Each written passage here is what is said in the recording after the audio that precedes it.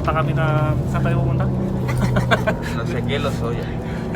Wala na nang katapusan Walang katapusan kakagala. gala. Si ate kasi pahamak eh. Ay, kayo nag-aya ngayon, di ako ha.